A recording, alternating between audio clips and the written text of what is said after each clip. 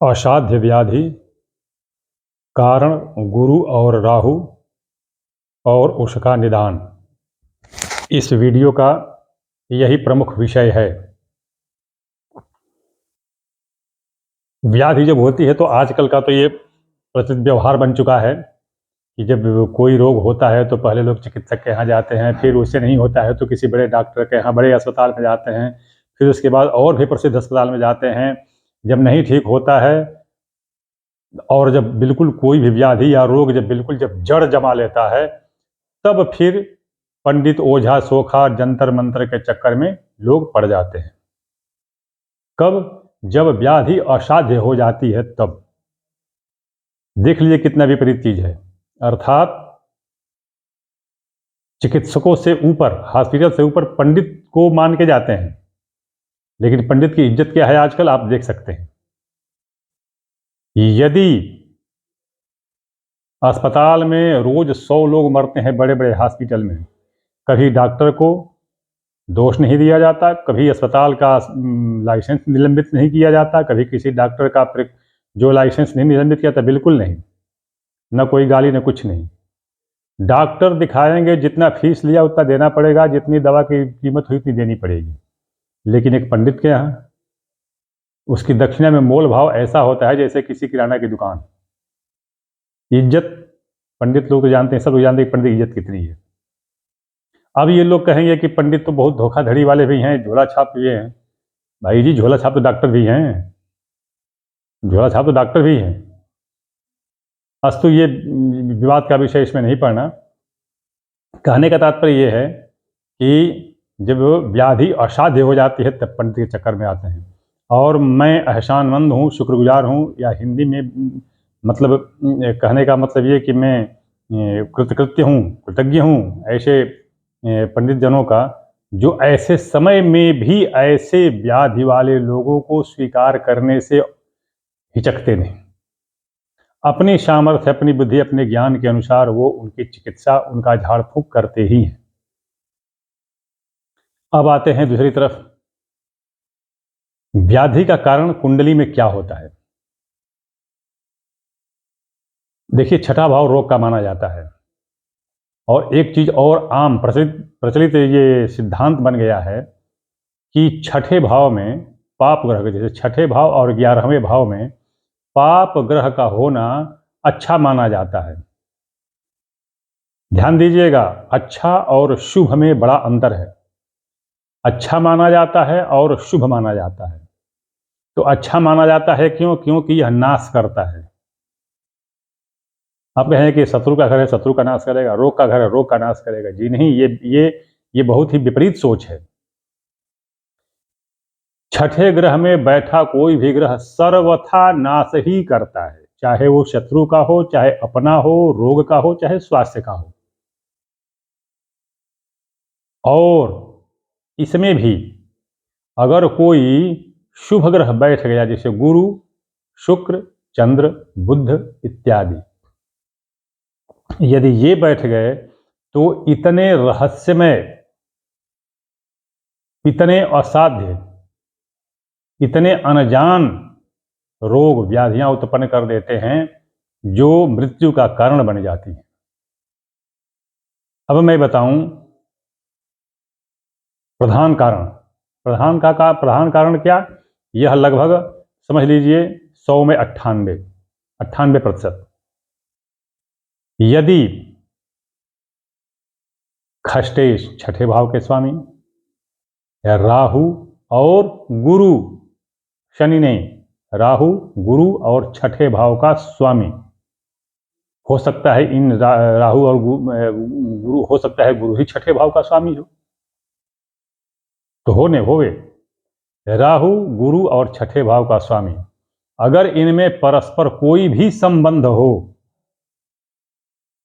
संबंध 4 तरह के होते हैं: भाव परिवर्तन, राशि परिवर्तन, दृष्टि और युति एक साथ बैठना। इनमें, इन चारों में से कोई भी संबंध हो और लग्नेश निर्बल हो, लग्नेश निर्बल हो, निर्बल से तात्पर्य होता है अस्त, वक्री, पापराशिगत, पापराशियुत और नीच। तो इसमें बहुत बड़ी व्याधि होती है,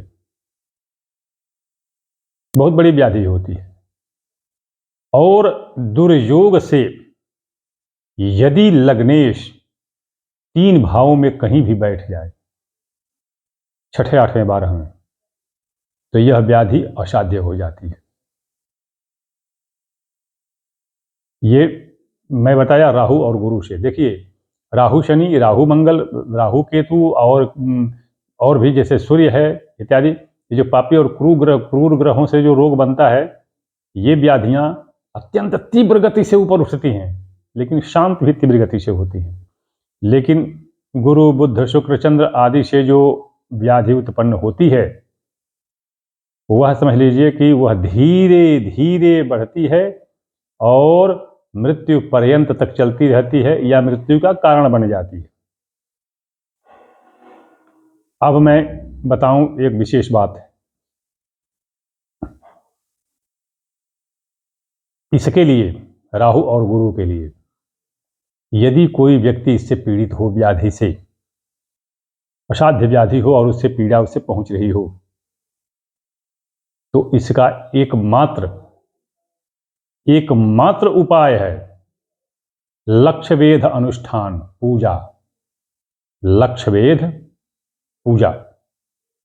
जरूर यह थोड़ा जटिल है, लंबा है, किंतु यह अचूक प्रभाव वाला है। यदि जैसे मान लीजिए कोई व्यक्ति मृत्युशैया पर पड़ गया, इसी के कारण मृत्युशैया पर पड़ गया हो और इसका मतलब इसका जाप होता है, इसमें इस मंत्र का जाप होता है। अगर वह जाप 7 दिनों में 1 करोड़ पूरा, 1.25 करोड़ पूरा हो जाए, 9 दिनों में, 9 दिनों में यदि 1.25 करोड़ पूरा हो जाए, तो यह जो चित्ररथ नाम का एक गंधर्व भी था, जो भगवान शिव का बड़ा उपासक था, तो चित्ररथ को भगवान शिव ने, क्योंकि चित्ररथ को विष्णु ब्रह्मा आदि देवताओं ने, इंद्र सब मिल करके और उसको वध करने का, उसका वध लगभग हो ही गया था। तो भगवान शिव ने ये लक्ष्यवेध बताया और बोला कि तुम तत्काल 9 दिन में इसको पूरा करो। इसका पता चल गया देवताओं को। अब वो लोग उसके अनुष्ठान में लगे, लोग व्यवधान करने, पूरा न होने पाए। तो भगवान शिव के गणों ने चतुर्दिक उसको घेर लिया और कोई देवता का कोई ये नहीं चला। 9 दिन का पूरा हो गया और चित्ररथ को कोई मार नहीं पाया। कथा लंबी है, अस्तु जो आज की बात बता रहा हूँ, और जो बहुत तो नहीं किया, मैं बहुत तो नहीं किया, हमारे जहाँ तक मुझे याद आ रहा है 8 किया हूँ, मतलब पिछले 30 वर्षों में 8 किया हूँ, और 8 में 100% सफलता मिली है। 8 ही किया हूँ। पहली बात बता दूं कि ये थोड़ा बहुत ही जटिल, उबाऊ, लंबा कार्यक्रम है और पैसा भी ज़्यादा खर्च हो जाता है, ज़्यादा, आवश्यकता से ज़्यादा खर्च हो जाता है। तो ये लक्ष्यवेध जो है, ये अचूक और अकाट्य प्रभाव वाला है। तो यदि कोई व्यक्ति अपनी कुंडली में देखे, किसी भी तरह से यदि व्याधिग्रस्त है, कारण में उसके राहु और गुरु या राहु या गुरु आ रहे हों,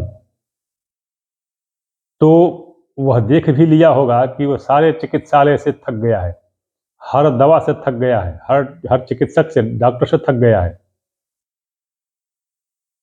तो उसको यदि समर्थ हो, यदि वो पैसा खर्च कर सकता हो, तो इसका अनुष्ठान अवश्य करावे और निश्चित सफलता मिलती है। विधान बता ही दिया मैंने कि इसके मंत्र का 1.25 करोड़ जाप 9 दिन में ही पूरा करता है। अब इसके लिए आप शुद्ध, ईमानदार, कुशल और अभ्यासी पंडित जनों को आग्रह पूर्वक उनको बुलाइए, व्यवस्था कीजिए उनकी, और उनसे मंत्र का 1.25 करोड़ बार पाठ कराइए। तो हमें जहाँ तक मतलब मैं जो किया हूँ, तो 9 दिन मतलब 9 पंडित एक दिन में 9 दिन में पूरा कर लेते हैं, और अच्छी तरह से पूरा कर लेते हैं। जाप का पूरा करें, और इसी मंत्र के 1.25 लाख जाप पूर्वक करके, और गूगल, लोबान, तिल और कमलगट्टे का बीज, ध्यान दीजिए, गूगल, लोबान, तिल और कमलगट्टे का बीज, इनकी आहुति दे, इनकी आहुति दे। और जो पंडित समुदाय होंगे, जो इससे भिज्ञ होंगे, इस अनुष्ठान से, इस पूजा से जो जानकार होंगे, और भी थोड़ी बहुत विधियां होती हैं जिनको इनमें वीडियो को लंबा होने से बचाने के लिए, क्योंकि इसको बताने से कोई लाभ आम जनता को है नहीं, और जो जानते होंगे पंडित जी वो तो भाई कुशल हैं, अभ्यासी हैं, उनके पास तो पूछना ही नहीं, तो जानकार होंगे ही होंगे। तो उसमें, और ये लक्ष्य वेद में जो वेद पूर्वक जो एक मुद्रिका बनाई जाती है, उसका नाम ही वेदक, वो जो पत्थर है, रत्न है जो भी है, उसको वेदक कहा ही जाता है। तो वो उसको पंडित जी लोग अभिमंत्रित कर देंगे, जिस दिन हवन होगा उस दिन अभिमंत्रित कर देंगे। जैसे जो शुरुआत होता क्या है कि जब वो आहुति देते हैं, तो जो घी से, जिस शुरुआत से आहुति देते हैं, तो उसमें घी गिराते हैं आग में, और फिर वापस क्या करते हैं कि उसको हम जो प्रोक्षणी पात्र है उसमें डाल देते हैं। तो प्रोक्षणी पात्र में न डाल करके और उसको उस पत्थर पर ही टपकावे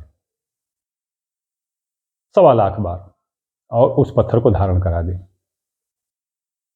रत्न है वो वेदक, तो उसको धारण करा दे।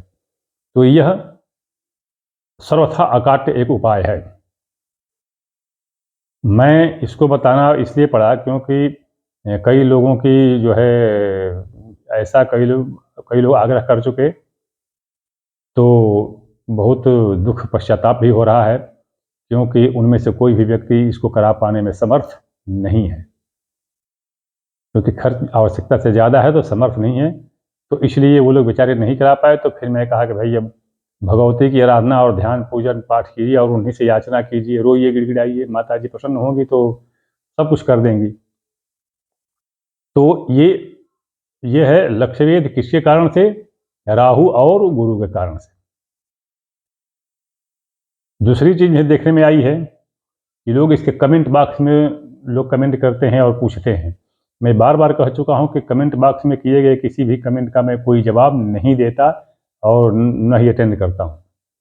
कुछ एक जवाब मैं देखा हूं दिया गया है, तो वो व्यक्ति करता है जो इस वीडियो को अपलोड करता है, मैं नहीं अपलोड करता हूं, तो वो जवाब हो सकता है, लेकिन मैं नहीं देता हूं। इसीलिए मैं प्रत्येक वीडियो में अपना व्हाट्सएप नंबर दे देता हूं, 9889649352।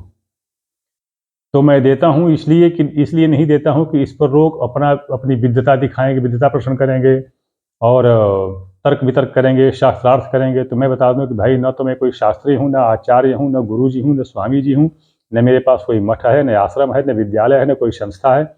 मैं एक फौजी आदमी ठहरा, सीधा साधा, एक बिल्कुल अपने काम में मस्त रहने वाला, किसी से मेरा कोई सरोकार नहीं। हाँ, जब बड़ी पूजा होती है तो विविध विद्यालयों के जो है प्राचार्य लोग हमसे परिचित हैं, और संपूर्णानंद संस्कृत विद्यालय के डॉक्टर गौरीशंकर झा, डॉक्टर राम यतन पांडे, हरिशंकर शुक्ला, ये लोग जो बेचारे हैं परिचित हैं, इनसे आग्रह करके बुलाता हूं, और ये लोग अनुष्ठान संपन्न करवाते हैं।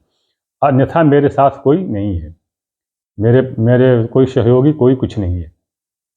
और सबसे अंत में, मेरे पास निःशुल्क व्यवस्था कोई नहीं है। यदि जो कोई समस्या अपना भेजता है, जानना चाहता है, निदान जानना चाहता है, तो उसको शुल्क देना पड़ेगा, और तभी मैं कोई सहायता कर पाऊंगा। यदि शुल्क दे सकने में कोई समर्थ हो, सक्षम हो, इच्छुक हो, उत्सुक हो, तब तो संपर्क करे, अन्यथा वो वीडियो को देखे और आगे बढ़े।